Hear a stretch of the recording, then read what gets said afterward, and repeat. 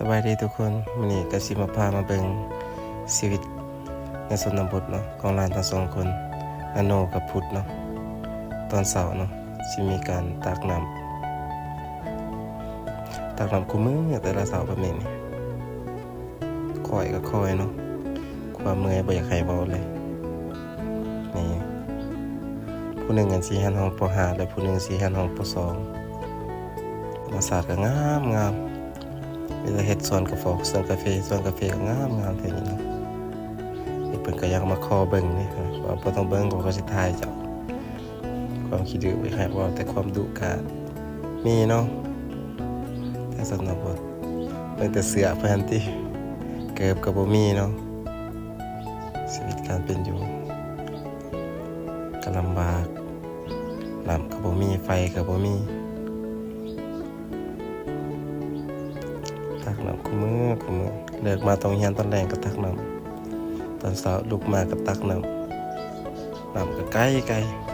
ดูลุ่มพุ่นย่างก็โคตรเมื่อยเลยท้ายก็โดนเติบไปเน้นย้อนปรับความไวของมันอายผู้ไปก่อนนี่เสื้อดำนี่อายผู้แลนี่แม่น้องแต่ละมือเห็นแล้วก็อีต้นพันนี้สองคนนี่ความธรรมชาติบรรยากาศเลยป่าไม้โคตรงามเลยจุดเท่านี้นี่ก็สู้สนเลยดินี่ก็จะเป็นทางลงคอยนะลงคอยไปทางน้ำออกบ่อนี่ก็จะเป็นคนที่ว่าตักน้ำแล้วแหละเขาเจียขึ้นมานำเจียแล้วเจีย3 ตุกเลยนี่เจียน้ำเพื่อไปใส่ดื่มหรือว่าเฮ็ดกินเฮ็ดยากอยู่เทิงนี่ก็ใกล้สิฮอดแล้วนะทุกคนเบิ่งความสันของมันบ่อยากให้ว่าเลยผมข่อยโอ้อยู่ลุมพุ่นข่อยย่างบ่ทันบ่เพิ่นแต่ว่าแล่นแต่ว่าเคยนะเคยย่าง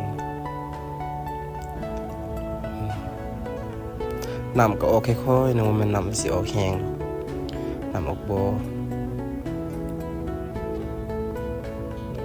มันสิมีคนเฮ็ดผักเฮ็ดหยังเนี่ย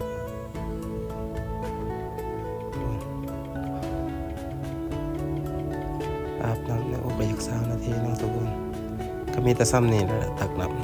ำแต่ละหมด